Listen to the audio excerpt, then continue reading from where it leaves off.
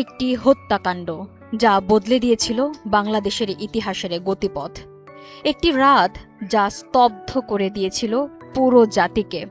আর একজন মানুষ যিনি দীর্ঘ ৪৫টি বছর ধরে আইনের চোখকে ফাঁকি দিয়ে পালিয়ে বেড়াচ্ছিলেন অন্ধকারের চাদরে।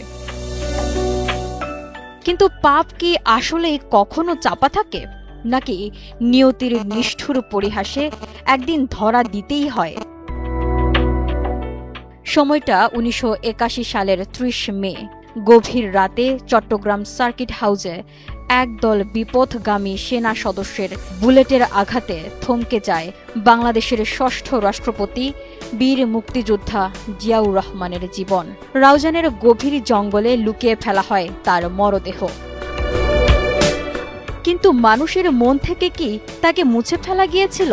৩ দিন পর যখন শেরেবাংলার নগরে লাখ লাখ মানুষের ঢল নেমেছিল, সেই কান্নার রোল কি পৌঁছায়নি ঘাতকদের কানে? সেই নির্মম হত্যাকাণ্ডের অন্যতম সাজাপ্রাপ্ত আসামি ছিলেন তিনি, মেজর অবসরপ্রাপ্ত মোহাম্মদ মুজাফফর হোসেন। দীর্ঘ ৪.৫ দশক ধরে তিনি ছিলেন স্রেফ একটি অদৃশ্য ছায়া। প্রশ্ন উঠে, কোথায় ছিলেন তিনি এই ৪৫ বছর?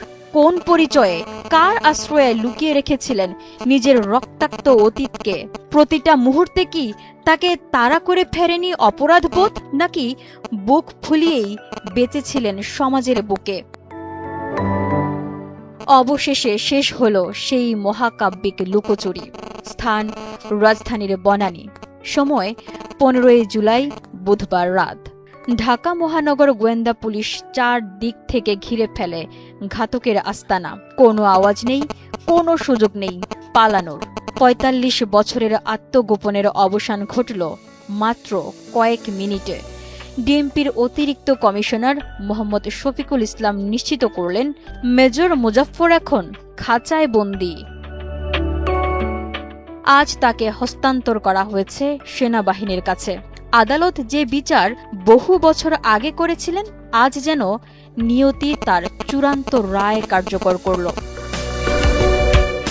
ইতিহাসের পাতা থেকে হয়তো পালিয়ে থাকা যায়, কিন্তু ইতিহাসকে কখনো ফাঁকি দেওয়া যায় না।